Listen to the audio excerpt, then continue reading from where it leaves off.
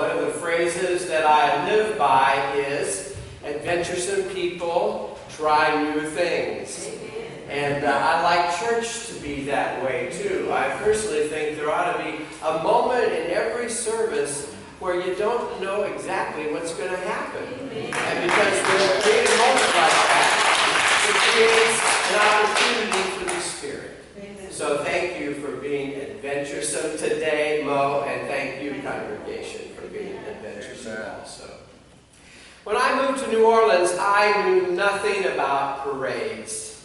Oh, I had attended Memorial Day parades and Veterans Day parades, and when I was in high school in the band, I had even marched in a few parades. And later in life, we made a sojourn to New York City for the Macy's Thanksgiving Day Parade. We had to get up early. It was terribly cold. We had to find a place on the street. There was no place to go to the bathroom, so you had to be equipped for a long haul. And then when the parade started, it was like professional. And we found ourselves midway through the parade shouting at the marching bands and the cheerleaders, "Too perky, too perky, too perky," because they were all choreographed and smiling and everything was perfect. I was so ignorant of parades before I came to New Orleans. I was so ignorant that I thought that Mardi Gras was one day and one parade. That's what I thought. I didn't understand that parades are not just a spectator sport here in New Orleans, but that parades are a community event that people plan for, that they stake out their spot the night before, that they bring their stepladders because invariably the person in front of you will be too tall or too wide to be able to see through or around or over. I didn't know that people prepare food and they roll their coolers along with them, bringing their food and their drink. I didn't understand that parades here in New Orleans were not just an event on the calendar, they are a happening. I was reminded of all of that this week when I was reading and reflecting on our gospel story about this little short man called Zacchaeus. Now, I've known about Zacchaeus since I was just a tyke. I can remember in preschool my teacher putting up pictures of Zacchaeus on that technological wonder, the flannel board. Do you remember the flannel board? But this week, as I dug into this story, I discovered that just as I was ignorant about parades in New Orleans, I was ignorant of what actually was taking place in this story. Our passage begins with the statement, "He," that is Jesus, "entered Jericho and was passing through it." Why was Jesus passing through Jericho? We've learned earlier in Luke that Jesus had set his face towards Jerusalem and that he was traveling from the Galilee in the north to Jerusalem in the south. But why is he going through Jericho? If you looked at a map, you wouldn't think that necessarily to get from the Galilee to get to Judea, where Jerusalem is, that you would have to go through Jericho, but Jesus did. And the reason he did was because there were two large enclaves of Jewish people. One was in the Galilee, which was in the north, and one was in Judea, which was in the south. And in between those two large areas, there was that region that was called Samaria. And you recall that the people of Samaria and the Jewish people were hostile enemies. And for that reason, the road from Galilee to Jerusalem, instead of going straight, detoured around Samaria, traveling the border, and then taking a sharp right turn to enter Judea. And the first city in Judea that people traveling that road would come to was the city of Jericho. For this reason, Jericho was the center of customs and immigration. And Jericho took every advantage of the position that it had. And so Jericho charged a poll tax on all goods coming from the Galilee down into Judea. Every cow, every calf, every camel, every sheep, every other good, every other animal were taxed as they came into Jericho. Now when Jesus came through Jericho, it was Passover time. Passover was approaching. And literally thousands of Jewish people were coming down from the Galilee, going around Samaria because it was unsafe to go through it, and going through the toll booth at Jericho, paying their poll tax. They were headed for Jerusalem. I could hardly believe this, but historians say that about 2 to 3 million people gathered in Jerusalem at the time of Passover.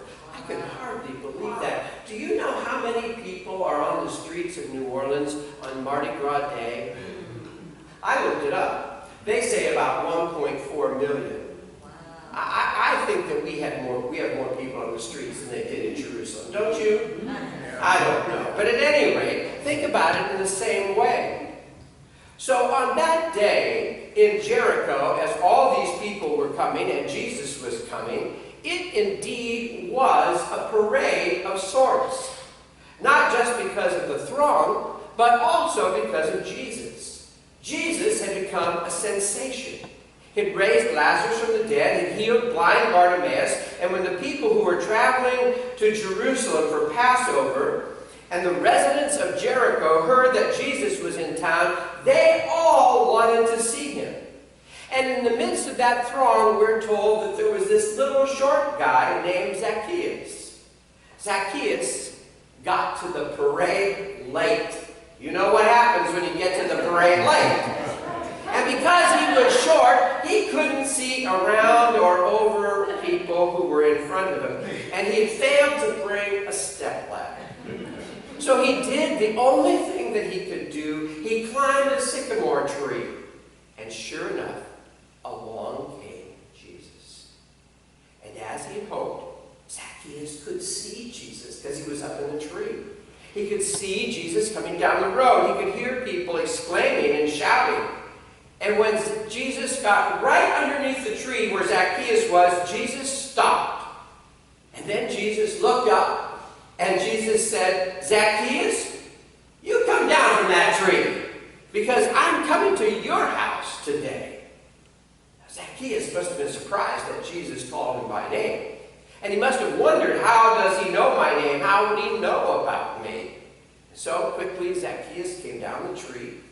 He was honored to have Jesus come to his house, because Zacchaeus had the loveliest villa in all of Jericho. But the crowds were not pleased at all. In fact, they were dismayed because Zacchaeus was the most despised man in Jericho. Because Zacchaeus was not just some tax collector at the toll booth. He was the chief tax collector, the big boss, the richest man in town. He worked for the Roman government, collecting taxes for the Romans, and Zacchaeus would pad the tax for his own personal benefit. If ever there was an immoral stomp, it was Zacchaeus. He was a thief, a con man, and he was also untouchable, because he was protected by the Roman government. What a poor choice Jesus made in going to Zacchaeus' home. But while Jesus was at Zacchaeus' home, he had a conversation with Zacchaeus. And we're told that after a time, the crowd followed them there, but after a time, Zacchaeus comes out and he stands on the front porch of his house, and he addresses the crowd. He says, "Ladies and gentlemen, hear me. Citizens of Jericho, hear me. I want to apologize to you. I confess to you that I have been cheating you for years. You know it, and I know it. I've taken advantage of of my privilege and of my position. I have gotten richer and richer, and all the time I've done it at your expense. I'm sorry. I want to make it right. I will pay back to every one of you from whom I have stolen. And I won't just repay you what I stole, I will pay you back 4 times the amount that I took from you. And in addition, I'm going to give half of all of my wealth to the poor. You can imagine, the crowd was shell-shocked. They couldn't believe it. In fact, they didn't believe it. I imagine a voice from the crowd calling out, "Sure, Zacchaeus, we'll believe it when we see it."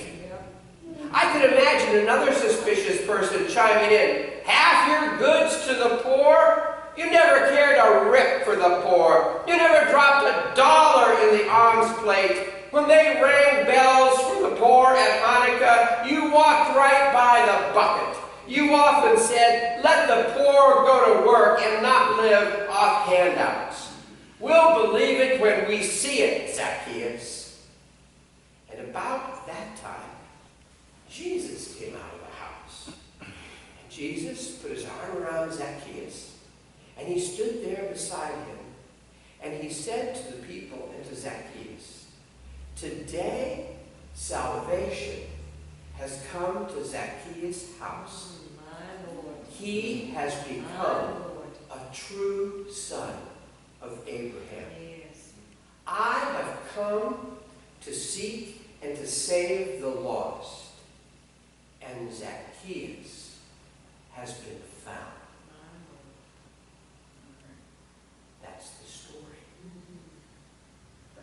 It's a great story. But I have to say to you this morning, it isn't very often that I'm disappointed with the Bible. But this morning, on this Stewardship Sunday, I'm really disappointed with the Bible. I'm disappointed because we don't hear one word that Jesus said to Zacchaeus while he was there in the house together with him. We don't hear one sentence of what Jesus said to Zacchaeus that somehow, in that moment, transformed him.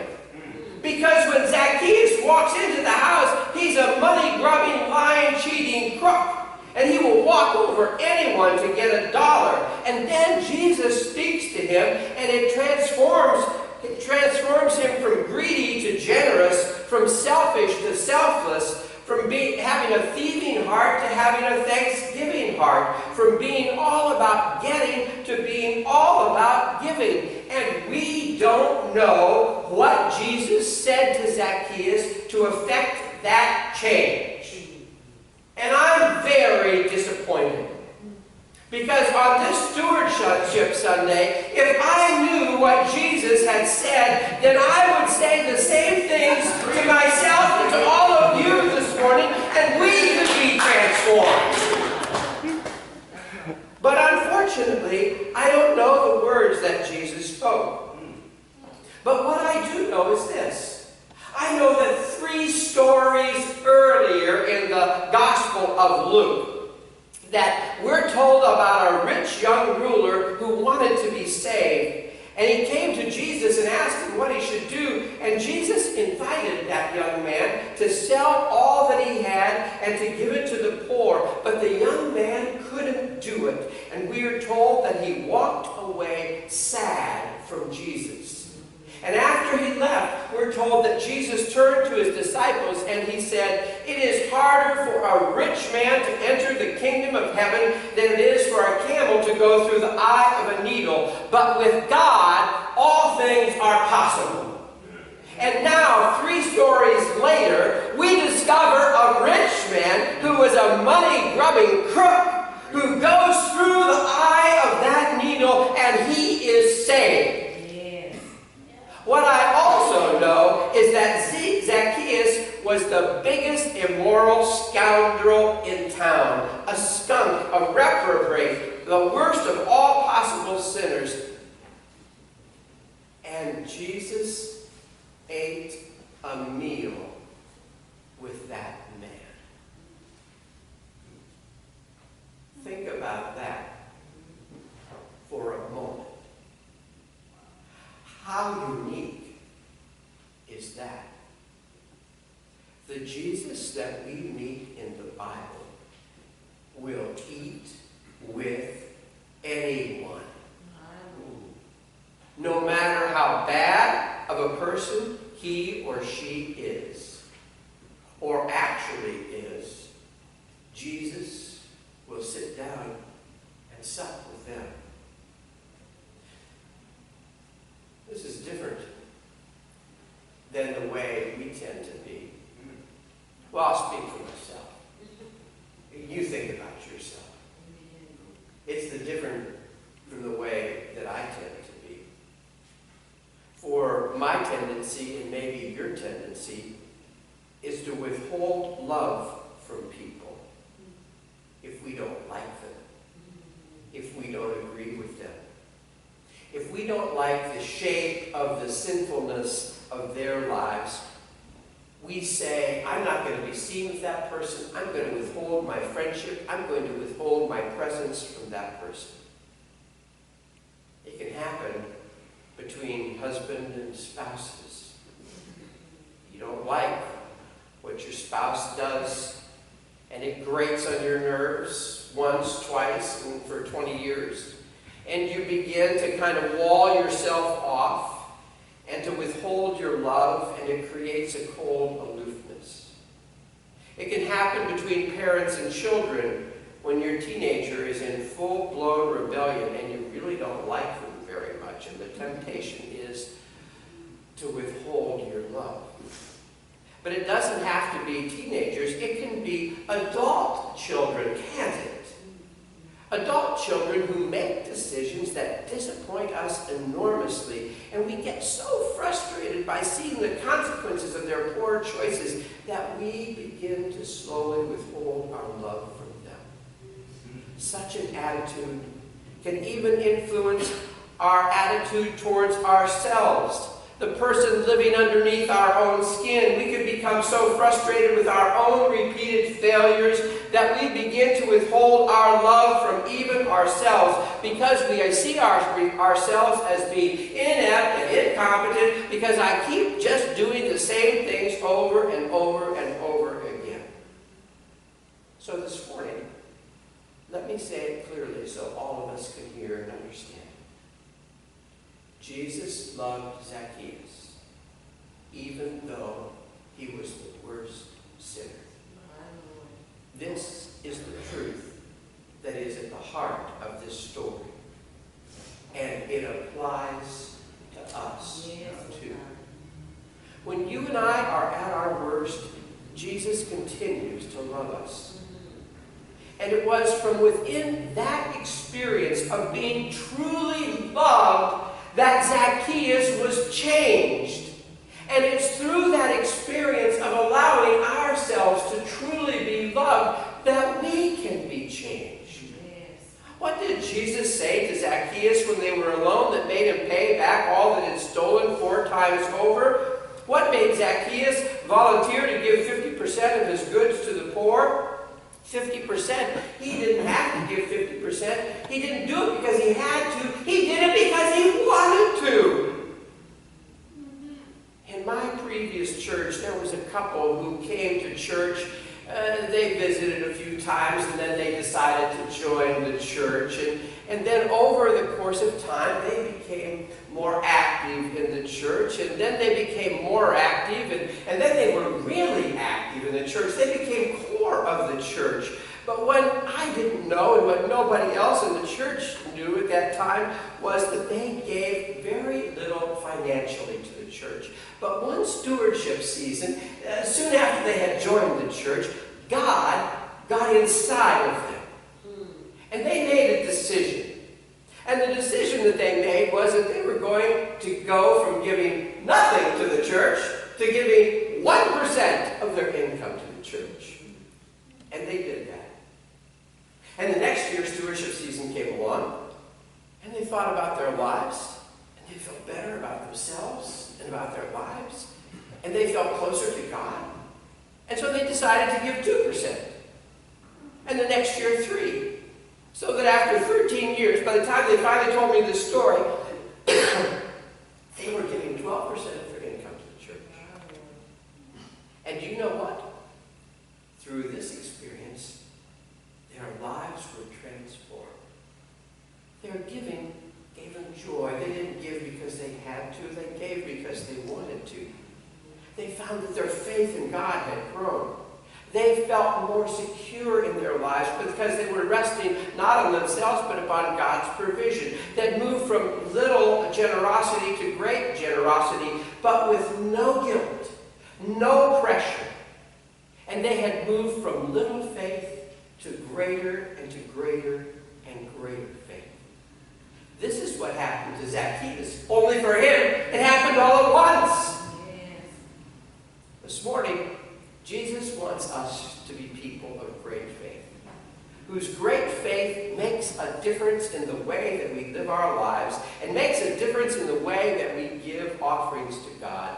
Great faith results in great generosity. I don't know what Jesus said to Zacchaeus, and I wish I did know, but I don't. But what I do know is this. It really wasn't the words that Jesus spoke that changed Zacchaeus that day. It was the fact that somehow Jesus got into Zacchaeus' heart. That's what changed him. No one has ever changed to be a generous person unless Jesus gets into their heart. And when Jesus gets into your heart, your life will be changed. It is his presence, not any special words, that changes us. When the Spirit is right, any words will do. And so this morning, I love this story. I see it more clearly than I've ever seen it before. Short, little Zacchaeus wanting to see Jesus of Nazareth, the religious superstar of the day. But all those people were in the way, and cleverly Zacchaeus looked down the Jericho road and climbed a sycamore tree and waited. And sure enough, here came Jesus. And right underneath this sycamore tree, Jesus stopped. And he looked up at Zacchaeus perched on the limb.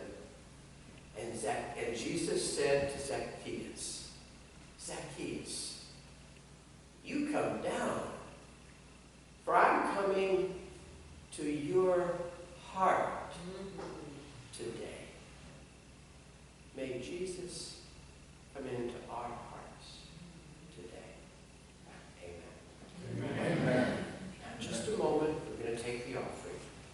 But I want to say a word about this little form which you find in your bulletin today. Maybe you filled it out and turned it in already. That's fine. There's actually 2 parts. You fill out one part for you to keep, and you fill out one part for you to put in the offering. And I want you to know that Central St. Matthew needs your financial support. We really do. But you also know that God really has rescued us from dire financial straits through the use of our real estate asset, our school on the other side here, which we leased to Noble Minds Academy. And so although this form only gives you opportunity to give of your substance, I've been thinking about that this week. And I want you to know that even more than your money, Central St. Matthew and Jesus need your presence and your participation. Amen. Your human assets, not just your financial assets. We need your presence and worship. We need your invitation to other people to come and to join and to be part of this faith community. We need your participation in programs and service like our Thanksgiving baskets and other things that we're going to be doing together in the future. And so, this morning, I invite you to allow Jesus to come into your heart in all those different ways. In Luke chapter 12, verse 48, we read, Jesus said, From everyone to whom much has been given, much will be required. And from the one to whom much has been entrusted, even more will be demanded. We wait upon you now as we worship God through the giving